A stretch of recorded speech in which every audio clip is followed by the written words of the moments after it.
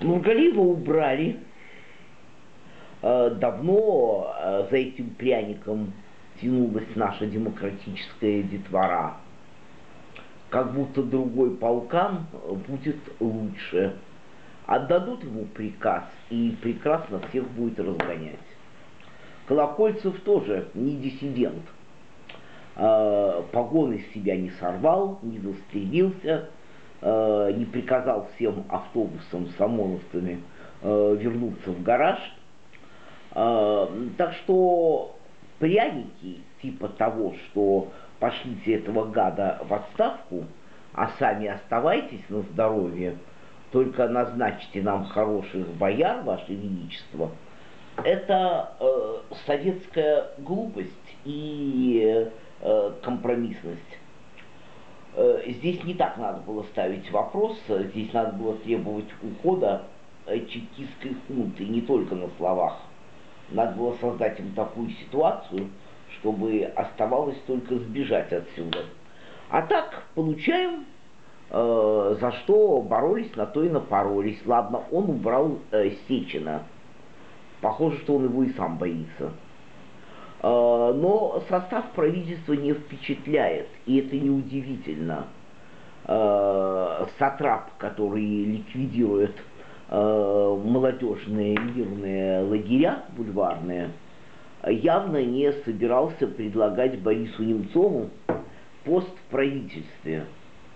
И Касьянова тоже не собирался делать премьер-министром, и Рыжкову не хотел предложить должность, а предложил ее Холманских. Но особенно смешное назначение — это, конечно, то, что сделали с культурой.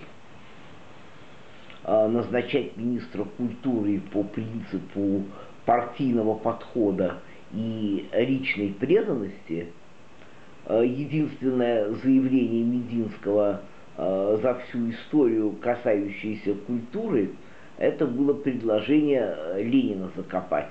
Но ведь эта должность иначе называется. Ну, назначили бы его главным могильщиком в России и отправили бы его сносить все памятники, что я глубоко одобряю, и выковыривать этих зомби из их публичных гробниц. Нельзя назначать министром культуры человека, который абсолютно с этой культурой не связан. Как будто некого назначить министром культуры. Взяли бы и назначили, скажем, Людмилу Улицкую или Бориса Акунина или Наталью Фатееву. Это было бы уместно. Если уж ты хочешь иметь престижного министра, бери какого-нибудь уважаемого либералами литератора. Правительство будет на коротком поводке. Оно не будет делать то, что захочет или что разумно, отчитываясь перед нормальным парламентом. Парламент, во-первых, не существует, это ненормальный, незаконный, нелегитимный такой гадюшник. И отчитываясь перед Жириновским и Зюгановым, я уж не говорю про Единую Россию, про Мишек на севере и косолапых, никаких независимых действий, никаких новых реформ провести нельзя.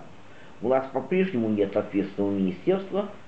А что касается тех, кто поставил, то, разумеется, они будут от своих ставленников требовать абсолютное повиновение. Если не получат этого абсолютного повиновения, они их тут же и уберут.